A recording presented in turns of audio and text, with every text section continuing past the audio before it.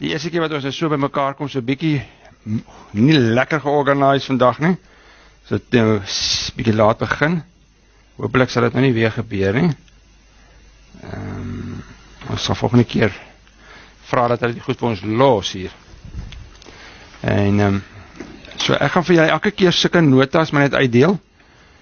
Ons gaan die transparant die 3 projekte ook volgende keer hier hê. As julle daar wil. Maar dis maar eintlik maar net my transparante. So kom ons bid.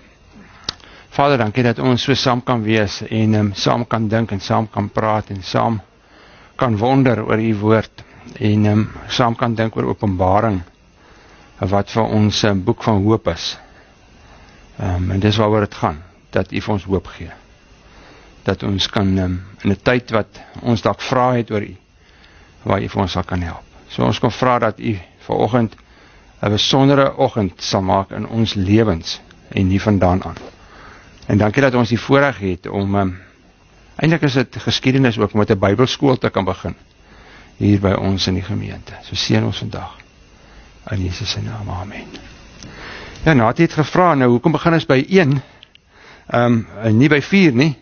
Want ons het nou so deur die paar weke verlede kwartaal het ons nou die briewe hanteer. Maar baie van die goed wat ons hanteer in die kerk, jy kan nie regtig al die detail gee nie. En so as 'n ou in 'n preek is, kan jy ook nie vra nie. So ek het gedink ons gaan nou weer by 1 begin. En ook was altyd mense nie altyd daar nie. En ook vir ons mense wat nou vir ons gevra het as moet dit opneem, dat ons almal so 'n halwe reeks kan met mekaar so 'n ou later of vir ons kan gee. So ons gaan nou asof ons dit nog nie gedoen het in die preek nie, maar ek gaan nie baie herhaal van wat ek in die preek gesê het nie, want die preek was nou baie meer ingezoom op wat ons tema is. So ons spesifieke gedagte is dat 'n ou dan maar weer van vooraf begin en ons gaan vandag net so half inleidend praat. So ons gaan nie eers vandag by hoofstuk 1 begin nie, ons gaan vandag nog net so half inleidend praat oor Openbaring. So, as julle, en dit gaan nou daaroor wees, dat ons mekaar kan vra, so as julle gou na Openbaring toe gaan, dan lees ons daar by Openbaring 1, en dis waar ek wil begin. En ek gaan net die eerste 3 verse nou lees.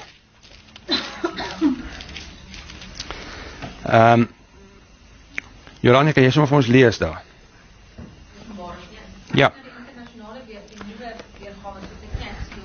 Dis reg, dit lyk nog soos die Bybel. Dit is die Openbaring wat van Jesus Christus afkom. Goed. Nou julle sal sien op die notas het ek gesê dat Openbaring is 'n boek wat baie min mense sommer net uit eie vrye wil lees. Mense is nog 'n bietjie huiwerig om Openbaring te lees en ek sê Openbaring groei op 'n mens. Dit is eintlik ek het nou gedink dit is amper soos 'n groot liefde, né? Hy kom so stadig aan en dan groei en dan raak dit nou regtig baie lief vir hierdie persoon. Nou ek dink dis wat Openbaring is 'n boek wat jy moet lees. Dit is 'n boek wat van God afkom. Dit is God se boek. Dit is deel van die Bybel en as jy Genesis lees, moet jy Openbaring lees, want dit is deel van wat God se plan uiteindelik maar vir ons is dat dit sy boek. En jy het dit so mooi gelees. Hy sê geseënd is jy as jy die boek lees en ons gaan nou 'n bietjie daaroor praat. So ek het al vir julle gesê dit groei op 'n mens.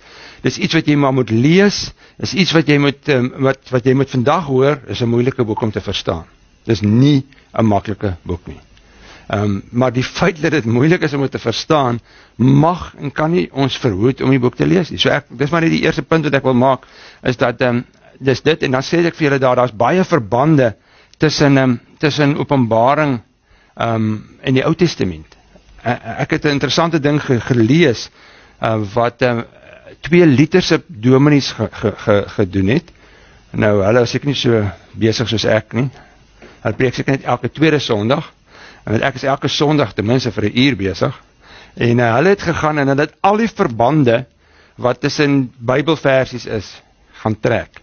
En daar is 73.000 verse in die Bybel wat met mekaar verband hou. En baie van hulle verwys na Openbaring. So Openbaring is nie 'n boek wat alleen staan nie.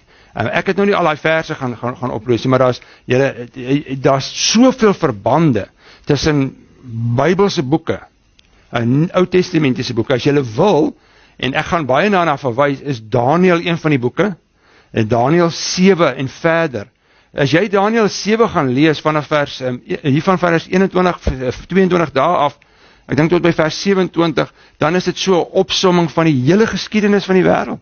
Praat oor hoe gaan Jesus kom, as jy daai datums gaan vat, in Daniël, het hulle gegaan en hulle het presies die dag bereken wat Jesus ingery het op die donkie. En ek glo dit, want Daniël sê, daar gaan soveel jaar wees, 490 jaar, dan gaan daar iemand inkom wat die Messias is. En hier ons het gegaan en hulle het dit presies gaan bereken. So Daniël is 'n profetiese boek, wat ook soos Openbaring, so Daniël is 'n boek wat jy baie, ons gaan baie na Esegiel verwys. Esegiel is nog, ons gaan na Jesaja verwys.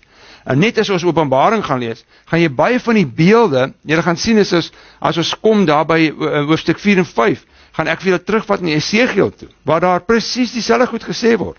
En wat Daniël hierdie goed sien, en Sagaria is ook nog 'n boek wat jy kan gaan lees rondom die eindtye.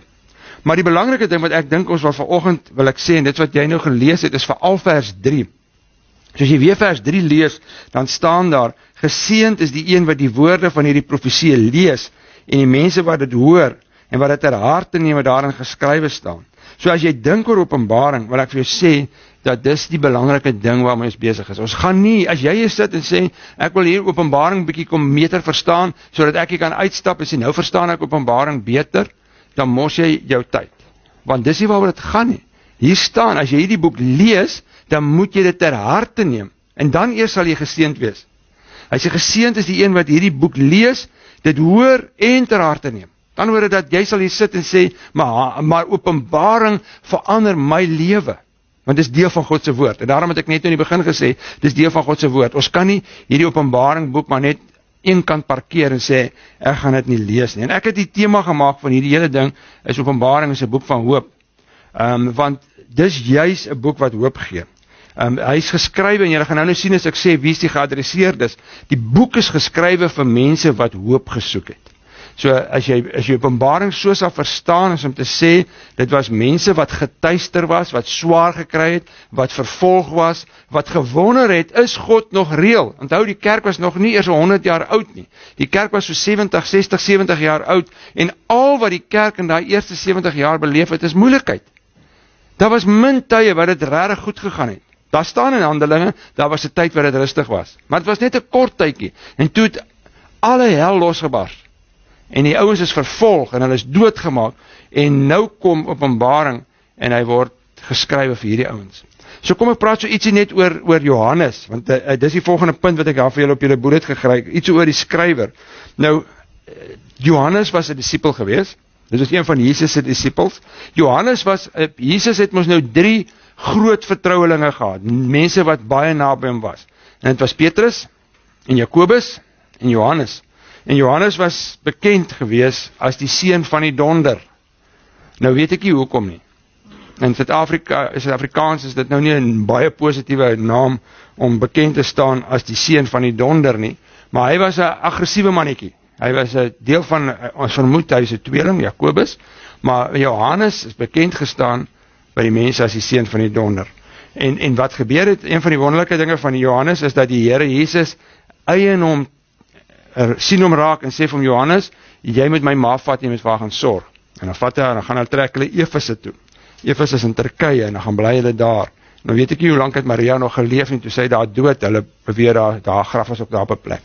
So Johannes gaan bly daar in Efese, en daar begin hy, ons weet dat Paulus het die kerk in Efese begin, maar daar het hy aangegaan, en ons weet nie van daai 7 gemeentes nie, dit lyk asof daai 7 gemeentes deel is van sy bediening gewees, maar as jy die brief gaan lees, 1 Johannes, dan skryf hy, of 2 Johannes, dan skryf hy aan die gemeentes, dan sê hy, my liewe kinders, hy noem hulle so, as hy vir die gemeente skryf. So Johannes was baie belangrik, dat ons sal weet, hy is een van Jesus se disipels gewees, hy is iemand wat aan Jesus se voete gesit het, hy het die oudste geword. Toe Johannes hierdie geskryf het, was almal al dood. Al die disipels was dood. Petrus hulle was gone, almal was weg. Daar het niemand meer bestaan nie. Hulle is almal al vervolg, en Johannes het bly leef, totdat hy aan ouderdom dood is. So ek sê ook daar, Johannes skryf die evangelies, so as jy gaan dink oor Johannes, het hy 5 boeke in die Nuwe Testament geskryf. Van 'n visserman na 'n skrywer, na iemand wat eintlik regtig deur die Here aangeraak is. So dis Johannes. Hy het die wonderlike getuienis gehad. Hy het die evangelie geskryf en dan het hy die briewe geskryf. 1 Johannes, 2 Johannes en 3 Johannes. So julle kan bietjie daaroor gaan lees as julle ding. So Openbaring is geskryf min of meer 95 na Christus, terwyl Johannes weggejaag is, in die tronk was, in Patmos, in 'n grot gebly het. Daar het die Here Jesus aan hom verskyn, daai spesifieke een Sondag is dit. So nou die belangrike ding, en dis waar ons vandag bietjie sê, ons wil bietjie stil staan, hier is net inleidend, oor wat se boek is dit? Nou julle, die eerste ding is, dit is 'n apokalips. Nou, wat is 'n apokalips? Nee, maar hoe julle dan nou... Jy moet oplet. Nee, dit is 'n Griekse woordjie, dit is beeldspraak, maar die Griekse woordjie apokalips beteken eintlik maar net, dit is iets wat openbaar. Dit is to reveal. So waar, en dit moet julle verstaan. Met ander woorde, die geskrif, ek praat oor, want as ons Openbaring bestudeer, moet jy weet wat bestudeer jy. Want as jy gedig sou, as dit 'n gedig sou wees, nou sou ons mos so anders daarna gekyk het. As dit 'n historiese dokument is, soos Konings is mos historiese dokumente. Psalms is mos gedigte. As jy gaan lees as jy die briewe gaan lees van Paulus, dan weet jy mos dis 'n brief. Dis 'n brief wat geskryf is. So al hierdie goed weet ons mos nou jy lees mos 'n brief anderster as wat jy 'n boek lees. As jy nou 'n brief van my af kry, gaan jy hom nie lees soos 'n boek nie. Hoofstuk vir hoofstuk nie. Dit hang as 'n lang brief is. Maar so hierdie is nie 'n brief, hier is 'n stuk brief, ons gaan nou daarna kyk, maar hierdie is nie 'n historiese boek nie. Dit is 'n boek wat vertel van goed wat gaan reveal word, en dis wat die woord apokalips beteken. Dis 'n boek wat, ek het daar vir julle geskryf, is 'n onthullingsgeskrif. Dis iets wat gaan onthul, dis iets wat gaan vertel van wat gaan nog gebeur in die toekoms in. Dis ook 'n boek wat vertel van wat gaan gebeur met die goeie en die slegte. So Openbaring, dis nie die enigste apokaliptiese geskrif nie. Daar's baie geskrifte wat vertel het van wat aan die einde gaan gebeur. Elke godsdienst het so 'n tipe van 'n boek. Maar ons boek vertel veral wat gaan gebeur met die goeie en die slegte. En 'n deel van apokaliptiese geskrifte, het ek vir julle daar geskryf, is simboliek. Daar's baie simboliek in Openbaring, en dit moet ons nie bang wees voor daarvoor nie. Ons gaan nou praat oor die simbole, maar daar's baie simboliek, en dan ander ding is, daar word baie gepraat oor diere en kleure en engele, as weer gaan dit sien, so jy moet eintlik probeer om jou mind oop te maak om te sien, maar ek wil ook hoor wat hierdie goeie sê. Dan sê ek vir julle daar, dis die tweede ding van hierdie boek, is 'n profesie. Nou wat sê julle sê is 'n profesie? So jy sê dis so sterre voorspel?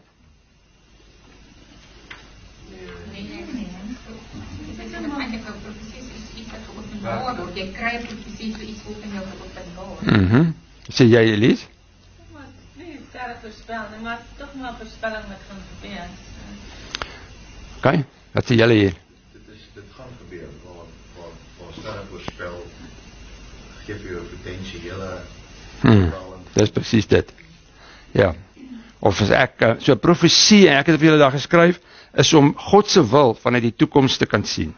So jy weet dis wat God wil doen, hy sê vir jou dis wat ek gaan doen, en nou sê hy vir jou dit, voordat dit gaan gebeur. So dis nie om die sterre te voorspel nie, dis nie ook soos om toekoms te voorspel nie, dis nie ek wil amper sê fortuinvertellery nie, dis nie waarmee God hier besig is nie. So 'n profesie is om te sê, daar's nou 'n tyd, Jesus het gekom, 'n goddelike profesie is, Jesus het gekom, kom ek sê vir julle, wat gaan aan die einde gaan gebeur. En mense is baie bang daarvoor, weet nie hoekom nie. Die einde gaan in elk geval gebeur. Ek het al baie keer gesê, julle elkeen het 'n expiry date, so ons moet nie bang wees vir daai expiry date nie. Openbaring so lekker boek, hy sê vir ons wat gaan aan die einde gebeur, so ons kan relax. Natuurlik gaan daar swaar goeders wees, as jy Openbaring lees, jy gaan sien wat gaan gebeur. Maar ons kan nie daarvoor bang wees, dit gaan in elk geval gebeur. So, as jy nou 'n ongeluk hier op elke dag op Mandra Road is, jy moet nog steeds ry. Jy moet ry. Jy moet maar net versigtig wees. So, daar's 'n eindtyd, en ons weet in die eindtyd gaan die oorwinning kom. Dis wat lekker is van hierdie profesie. So dis 'n apokalips, met ander woorde is 'n onthullingsgeskrif wat vertel van wat gaan gebeur, maar is ook 'n profesie wat nie net vertel wat gaan gebeur nie, maar dit gaan sê wat gaan gebeur met God en ons. Dit is wat dit lekker maak. Maar dan is dit ook 'n brief. As jy dit daar lees by Openbaring 4, dan sê hy van Johannes aan die 7 gemeentes in die profesie. So daar's 'n aanhef, hy sê van wie af kom die brief, daar's geadresseerdes en daar's daar inhoud. So hierdie hele Openbaring is ook 'n brief wat in 'n briefvorm geskryf is. Goed, nou is die vraag, watter soort boek is dit? En dit het ons nou vir mekaar gesê, is 'n boek vol simbole. Nou, ek weet nie, die simbole ding, ons is nog op 'n partykeer vreemd rondom die simbole, want dis baie simboliek in. Maar ek dink daai ouens het dit verstaan. Ons praat ook in simbole. Ons hou van simboliek. Ons kom dit net hier agter. As iemand baie mislik is, wat sal ons sê is so 'n persoon? Ou grombeer. Ek hoor dit baie. Ja. Of wat? Sy's 'n regte ou draak. Het julle dit al vir iemand gesê? Lief. Ja, ek dink, ja, ons sê daai ou is 'n regte ou draak. Yes. En ons sê hoe sê ons iemand wat verkeerd ry? Hy's 'n padvark. Het jy al 'n pak of hy ry soos 'n vark, nê? Nee. Het jy al 'n vark gesien bestuur? Nee, het nie. Maar ons sê dit. So ons gebruik simbole. Ons hou daarvan om in simbole te praat. Of jy gaan met vakansie en jy gaan op 'n plek en jy sê, ja, dis soos die paradys. Wie het dit al gesê? Jy weet, jy sit daar op 'n plek, dis nou regtig die paradys. Maar was jy al in die paradys? Hoe weet jy is die paradys? So, dis simboliese taal. Ons gebruik dit elke dag. Ons gebruik ook tale as ons met ons kinders praat. Gebruik ons baie keer hierdie simboliek. Ons sal sê, man, ek het al 1 miljoen keer met jou gepraat oor hierdie ding. Dis die 1000ste keer wat ons gebruik daai woorde. Jy gaan dit ook sien. Daar's baie keer getalle in Openbaring en nou begin mense wat nou begin in Openbaring kyk, begin hierdie goeie tel. En baie keer is dit net 'n simboliek. As hy sê daar was miljoene der miljoene engele voor God se troon, het hy hulle getel. Hy kon nie. Maar hy sê daar was miljoene, miskien was daar net 1000. Maar wat hy wil sê, hier was baie. En ons sê dit ook, baie, hier was miljoene mense. Het honderde mense of wat. So dit wat ons sien in die simboliek en daardeur maak dit nie die geskrif minder waardevol nie of minder eg nie. Dis die taal wat gebruik word, wat mense sou verstaan het. So baie van daai simboliek is vir ons vandag moeilik om te verstaan, maar hulle sou dit baie makliker verstaan het, want hulle het in daai tyd geleef. En hulle kon baie maklik, as hy gepraat het van die draak, dan kan hulle baie gesê, ja, natuurlik, dis daai persoon, ons weet. Ja, en dis wat dis die volgende punt wat ek uit, hulle praat in prentjies. Ja, hulle skets, probeer vir ouens 'n prentjies skets. En vir hulle en dit is dwars deur die Bybel praat God. Kyk hoe praat Jesus in prentjies, né? Hy hou van om in prentjies te praat. En ek sê weer, ons praat ook in prentjies. Want ons leer ook in prentjies. Hoekom kyk ons 'n fliek? Ons soek visuele goed. Jy lees baie keer 'n boek. En as jy die boek klaar gelees het, dan kom daar 'n fliek uit. Nou Rikkie hou nie daarvan nie, want sy sê die fliek is nooit so goed soos die boek nie. Maar die fliek help my. Want ek kan nie al hierdie prentjies maak. Nou skets hulle die prentjie. Nou sien ek die fliek, as ek, nou verstaan jy. Maar, dis belangrik, dat die fliek ouer die fliek gemaak het, maak die prentjie op grond van wat hy verstaan die prentjie is. En dis die probleem met Openbaring. Ons lees dit, en jy lees 'n prentjie raak, en jy sê, nee, maar dis wat dit bedoel. En jy lees dit raak en sê, nee, dis wat dit bedoel. Dis net soos daai ou, as jy 'n boek sou vat, en jy 'n boek, dieselfde boek sou vat, en jy maak 'n fliek, sê jy dit anderste gemaak het. Jy sou die fliek anderste uitgebeeld het, want dis soos jy die prentjie verstaan.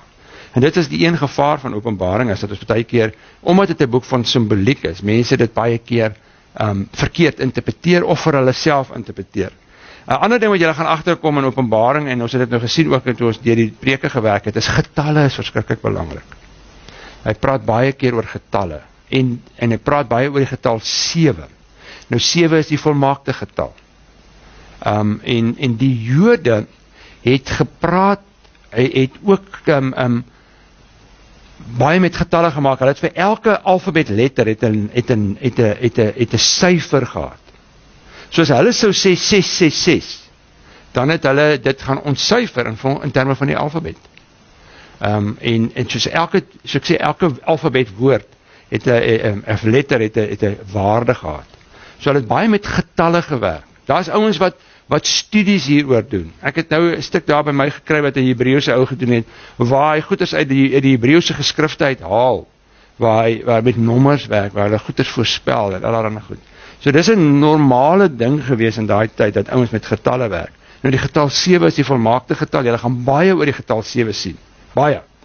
Ek weet nie hoekom God 7 gekies het nie, maar hy het die wêreld in 6 dae gemaak en die 7de dag het gerus. 'n week is 7 dae oud, 7 dae lank, en dis is God maar werk. Hy werk veral met getalle. So dit gaan julle baie keer sien in Openbaring.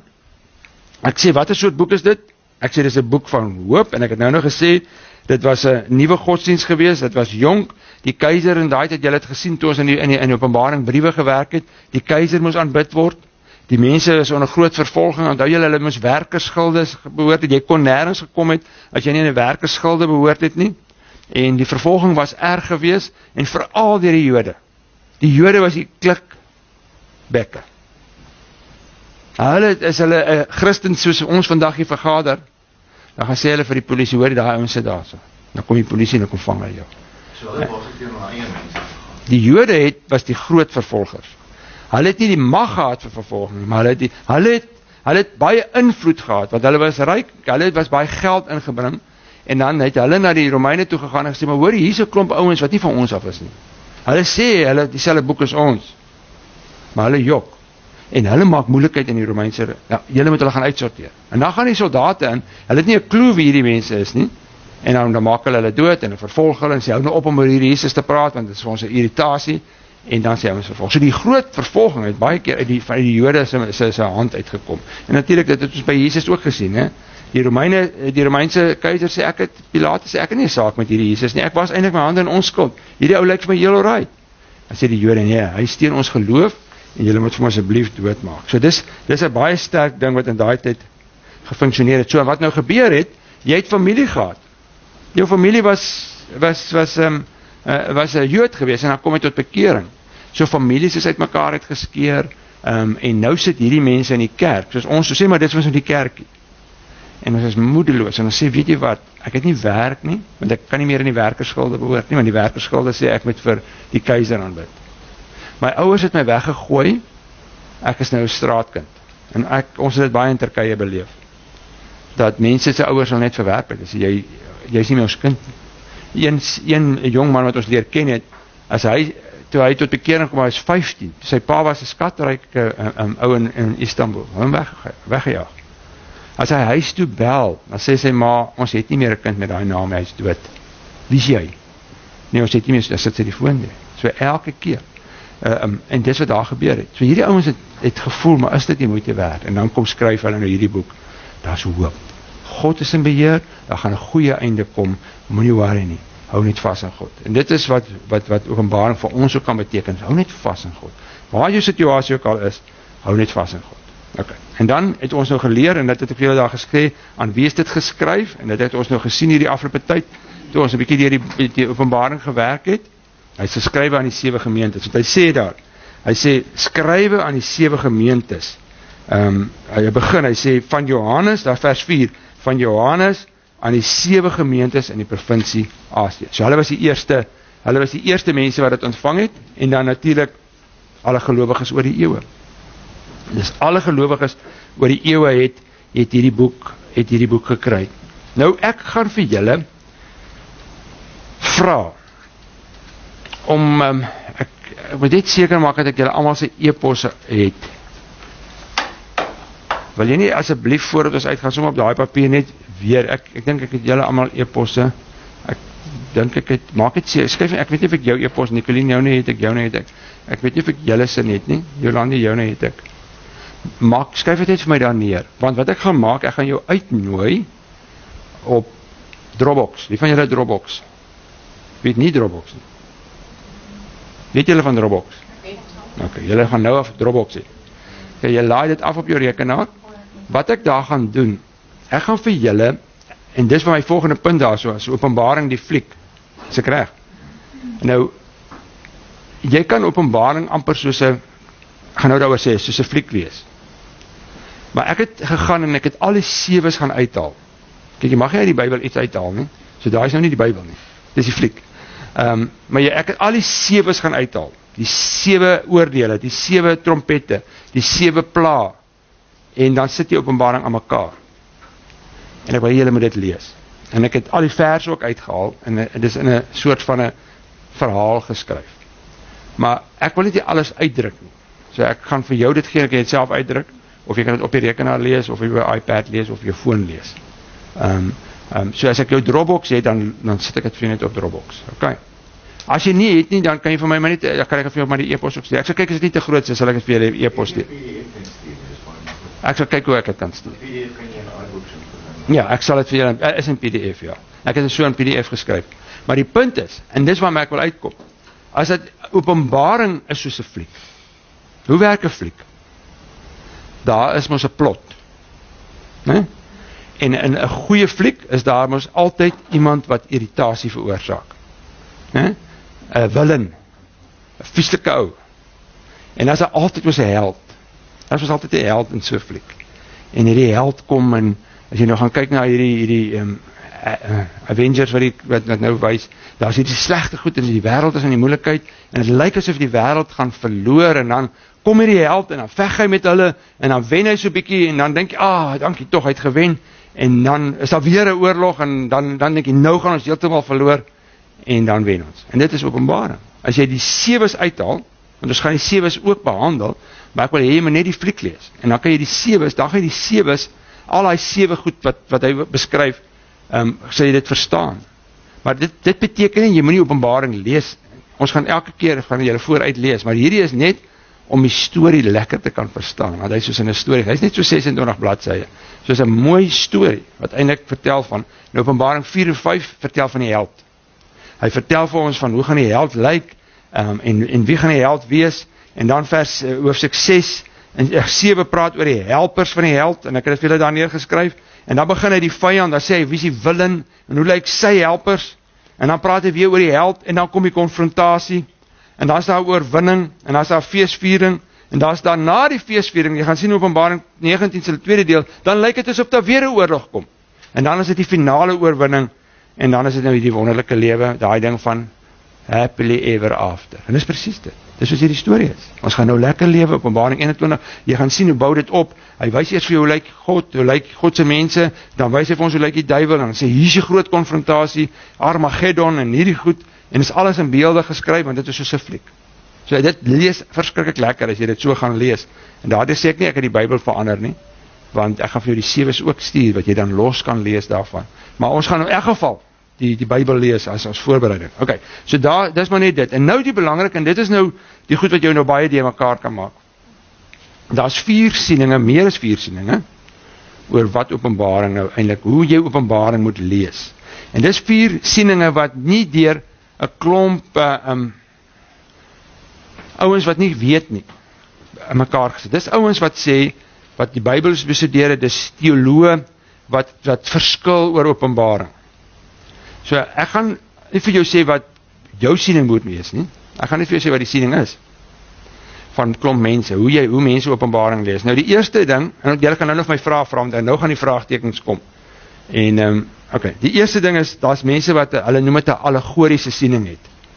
Nou die allegoriese siening sê dat jy kan nie Openbaring koppel aan spesifieke historiese gebeurtenisse. Jy kan nie sê, toe daai ding gebeur het, dis Openbaring nie. Wat hulle sê, is dat al wat Openbaring doen is, hy probeer net vir ons sê, dis amper soos ek nou sê met die fliek, hulle sê, al wat jy doen is, jy moet Openbaring verstaan, dat daar's 'n stryd, tussen goed en sleg, en Openbaring kom eintlik maar net met sy prentjies, en iemand het gesê, dis net eintlik maar 'n gedig, wat vertel van God se oorwinning.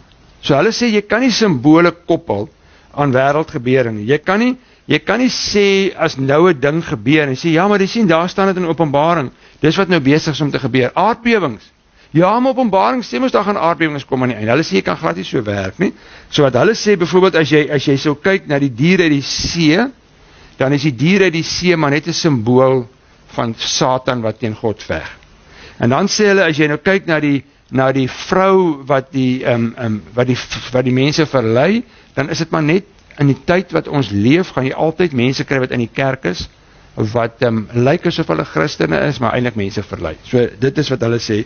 Dit is soos jy met nou Openbaring kyk. Hulle sê in enige rampe wat in Openbaring is. As daar praat van aardbewings en mense wat doodgegaan word en doodgemaak. Hy sê dis eintlik maar net moet jy lees as God se misnoë teen sonde.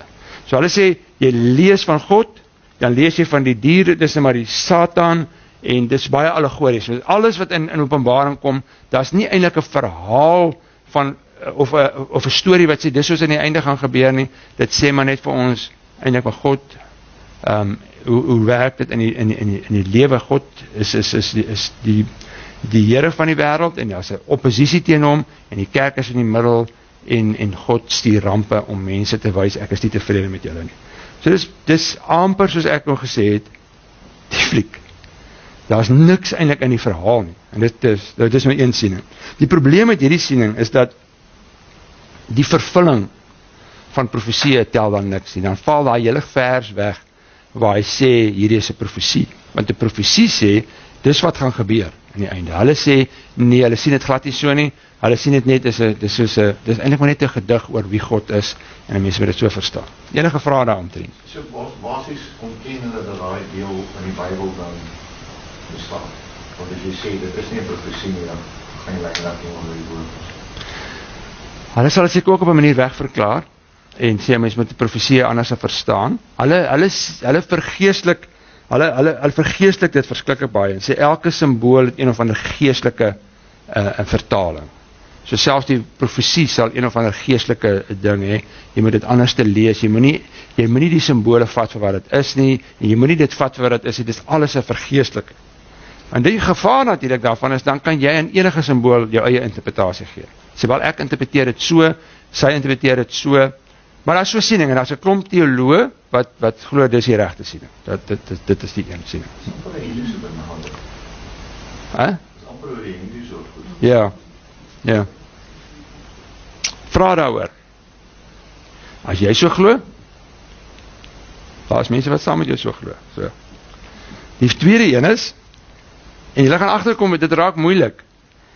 Dis 'n moeilike woord ook om uit te spreek. En dis 'n preteristiese siening. Daar is nie so 'n woord in Afrikaans nie, so ek het maar net die Engelse een vertaal. So hulle sê dat ek het nou vir julle gesê ek glo dat Openbaring is in die jaar 95 geskryf na Christus. Hulle sê nee, hy's voor 70 geskryf. So, dit was 'n boek gewees wat voor 70 na Christus geskryf is en dis 'n belangrike datum. Want 70 na Christus was die inval in Jerusalem van die Romeine en toe is Jerusalem vernietig. Die tempel is platgeslaan. So hulle vat alles, hulle sê nee, ons lees dit verkeerd. Ons moet teruggaan na voor 70 toe. As jy dan dink, dan is al die profesie reeds vervul. Is alles klaar gebeur.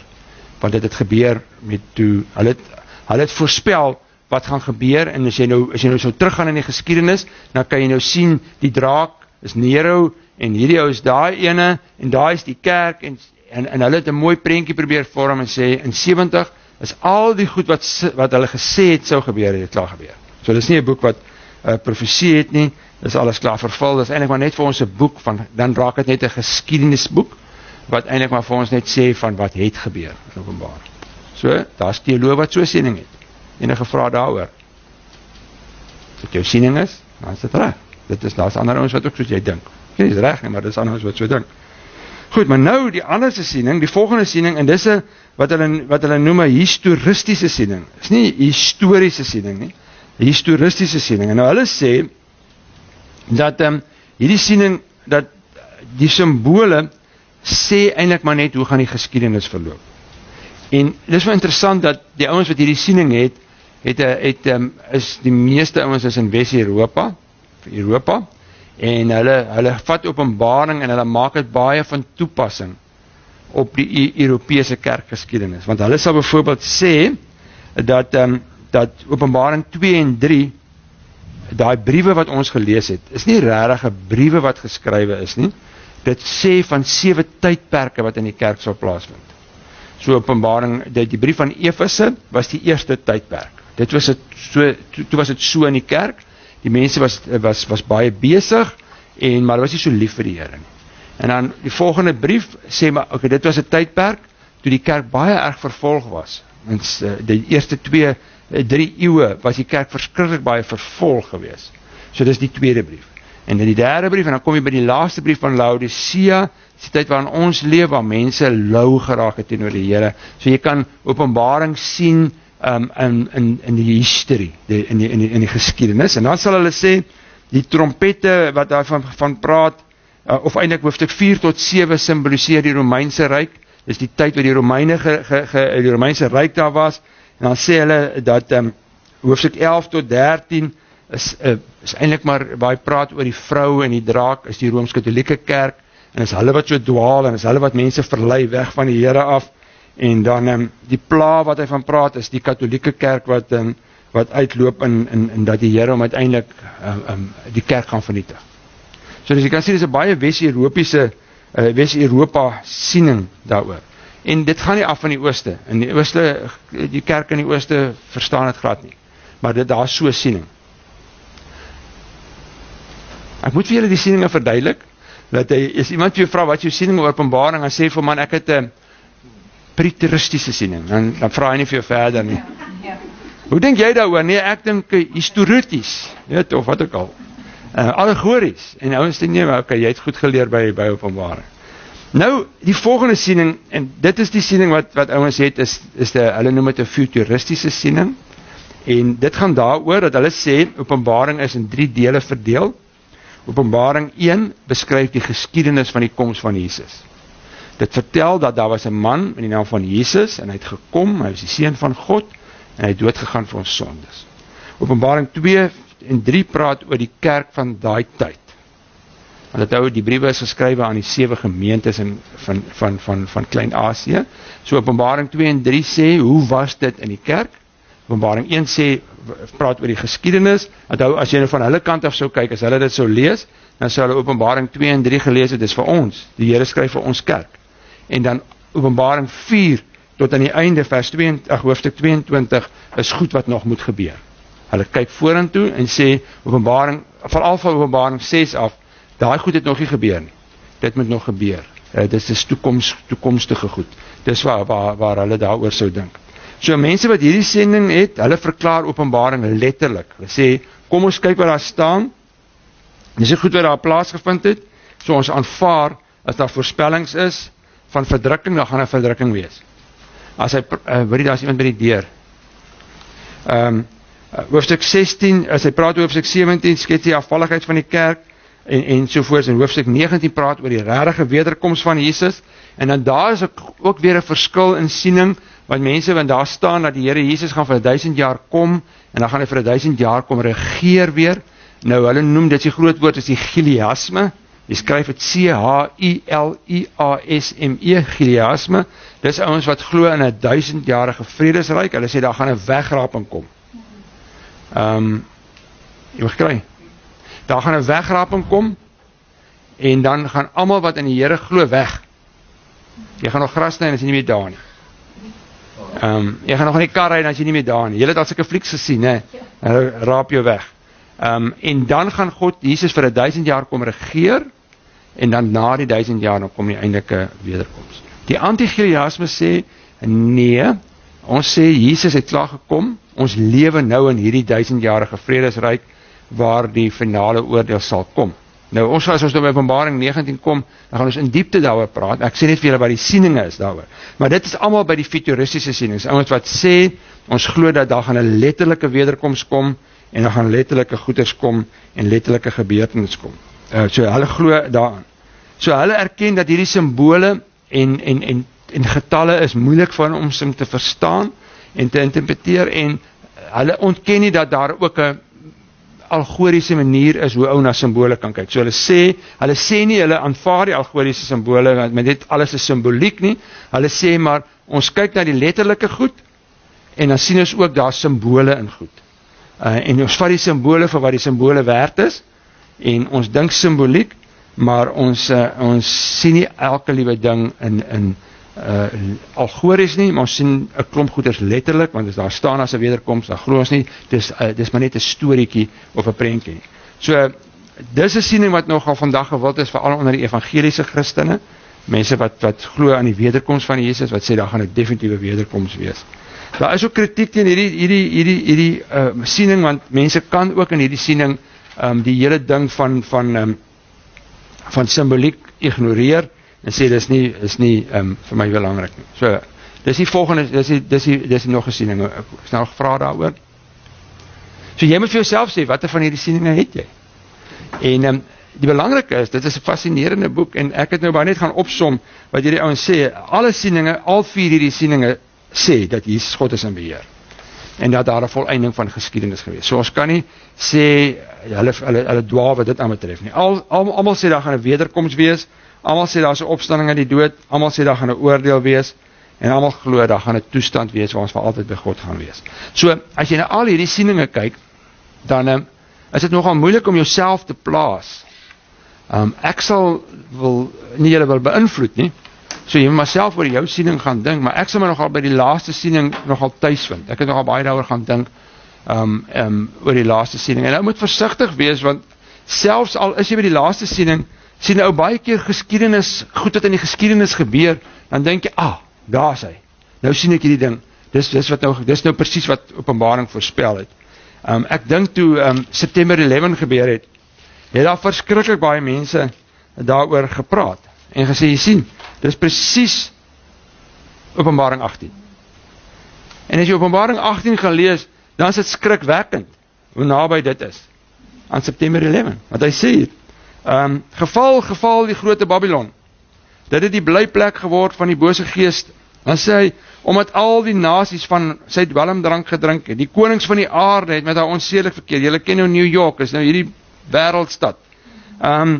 Hy sê daar, die konings huil oor haar val, die konings van die aarde het met haar onsedelik gelewe. Hulle het haar verlustig saam met haar, hulle sal huil en te kere gaan oor die rook wat hulle sien, terwyl die stad besig is om te verbrand.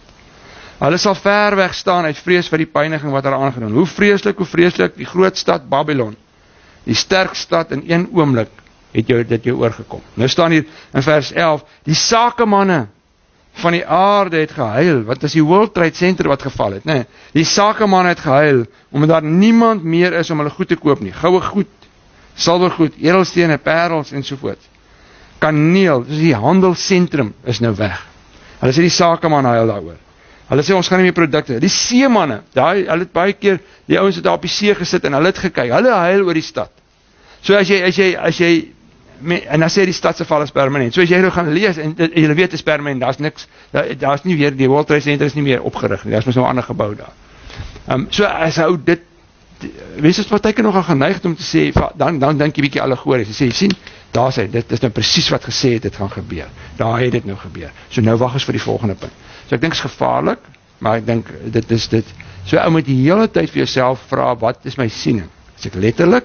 Dink ek algories? Dink ek histories? Dink ek elke liewe ding wat in Openbaring gebeur, moet ek ergens aan 'n historiese ding kan koppel? Of sit ek net rustig en sê, weet jy wat, ek vat ek lees dit deur en ek vat wat letterlik is, goed wat simboliek is, moet ek weet, ek moet simbole anders te lees as letterlike goed. So dit is nou maar, jy jou siening moet gaan vasmaak. Nikkie? Is hierdie sieninge nie fondamente van verskillende kerke ook amper aan? Dit is so, ja. Ek sal nie sê fondamente nie, maar dit vind jy in sekere kerke, ja. Ja. Daar is baie kerkgroepe wat in 'n spesifieke siening uit en hulle leer maar hulle mense in daai ding. Ek weet my ma het 'n kursus oor Openbaring in die Baptist Kerk in Suid-Afrika gedoen en daar futuristies, dit is presies al die goed wat hulle. Ja. Ja, maar is ons nie ook maar eintlik nie? Wat sê jy? Is ons nie ook eintlik maar die laaste? Ja, Ja. Ek weet nou wat skadelik is om 'n siening te hê. Ja. Ek meen, ek behalwe jy nou 'n verskriklike geveg met iemand gaan en daar's nou vir ewig geskeiding tussen julle daaroor. Maar Ja. om 'n siening te hê oor iets Ja. kan nie skade doen. Die As jy die einddoel wil Ja. sien. En die siening dink ek is dit sê nie hoe jy Openbaring gaan lees. So dit kan wees dat as ek 'n ander siening het, dat ons kan verskil oor punte, en dis wat jy nou sê, as jy nou geveg met iemand raak. Maar die uiteindelike storie van Openbaring is 'n boek van hoop. Dit vertel van God wat gaan kom, wat die oorwinning gaan behaal, en al hierdie sieninge erken dit. Maar ek dink jy moet vir jouself gaan plaas om te sê, waarmee is ek gemaklik? Hoe sal ek daarna kyk? En soos wat ons nou deur Openbaring gaan werk, gaan jy agterkom, jou siening gaan jou dalk druk of vir jou gemaklik laat voel. Sê, hoe vertaal ek nou hierdie ding? Verstaan ek dit nou? En dis juist die punt, daar is nie een van hierdie sieninge wat jy kan sê, dis presies 100% reg nie. Want ons weet nie, ons sit hier, ons 2000 jaar later, so ek wil julle nie te mekaar maak. So jy moet die hele tyd sê, maar ek verstaan nie daai nie, dit pas nie soos ek daaroor dink nie. En niemand gaan vir jou sê, hey man, dis 'n verkeerde siening nie. Dit pas nie in ons kerk. Ons gaan net doodevoudig sê, weet jy, kom ons lees maar, ons probeer maar ek het 'n siening. So ek gaan baie keer maar vanuit my verstaan daarvan, en ek sê regtig nie my siening is die regte siening nie. Maar ek het 'n verstaan van die Openbaring en ek kan nie anders doen nie. Maar jy mag dalk van my verskil en jy kan nie. Van sê nee, ek sien dit anders dan. Dan sê ons dit vir mekaar en dan kyk ons hoe kan ons daar uitwerk. Okay, ek sluit af. Ek wil net vir julle sê hoe gaan ons maak? Die boek is mooi saamgevat in 'n paar goed. Die hoofstuk 1 tot 3 sê ons Here en Redder staan tussen sy kerk. Hoofstuk 4 tot 7 praat oor die swaar kry van die kerk. Hoofstuk 8 tot 11 praat God se straf van die verdrukkers van die kerk. En hoofstuk 12 tot 14 praat oor die rol van Satan. En dan hoofstuk 15 tot 16 gaan oor die pla. En hoofstuk 17 tot 19 praat oor die rol van die rol van die wêreld in die stryd van die kerk. En dan natuurlik die laaste 3 hoofstukke is maar net die oorwinning. So daar het julle die hele opsomming van Openbaring. En nou verstaan julle hoekom ons by die begin weer begin het, dat julle nou mooi verstaan waaroor gaan Openbaring. Volgende week as die Here wil, dan gaan ons met hoofstuk 1 aan. Dan gaan ons 'n bietjie in die simbole van hoofstuk 1 verder gaan. Ons het al 'n bietjie daaroor gepreek, maar ek gaan net weer aan daarmee. En dan die week daarop gaan ons die boeke in een ding doen. En dan kom ons by 4 uit. So is 'n bietjie stadig, dit kan dalk maande vat voor ons gaan klaar wees. Maar ek wil liewer lank dit deeglik doen as wat 'n ou dit ondeeglik doen. Is dit reg so met julle? Okay. As jy 'n ding mis, Louis neem dit vir ons op. En as Louis nie is, sal ons dit opneem. Nikki nie is, sal Ricky nie is, sal Annie. Ons sal nou maar eers kyk, want ek het vir Louis gesê, ek dink as hy dit beskikbaar stel, moet ons dit bietjie verwerk. Ek wil die PowerPoint goeders tussenin sit, of ons kan die PowerPoint vir ons net aanlink miskien. Ons sal nog gesels, maar ons sal dit beskikbaar stel op Vimeo, waar ons dit maar altyd sit, ja. Maar ek wil net, as dit voordat ons dit uit wil sit, wil ek daarom net het met netjies wees. Ja, hoef maar vra, as ek nou die laagkwartaalse materiaal sal my maak, stuur so alles aan van hulle omgegroep, en dan sê ek vra, of hulle dan hierdie oor kan kry. Ja, sorry. Goed. Nog iets? Vra? Ons bid. Vader, dankie dat ons hier by mekaar kon gewees het vandag en begin met hierdie diep studie oor Openbaring. En selfs al noem ons dit 'n diep studie, sal ons nog steeds nie by die diepte daarvan kan uitkom nie, omdat dit so diep wonderlike boek is. So ons wil vra dat U ons sal help in die verstaan van die boek. Dankie dat U vir ons hierdie boek gegee het en dankie vir vers 3 wat sê, as jy hierdie boek lees en jy vat dit ter harte, dan kan jy weet jy's geseënd. So seën ons wat vandag hier sit en sê ons wil meer weet van U woord. Amen. Dankie julle. Sal jy vir ons gou help met die tafels? Skryf so 'n baie papier daar.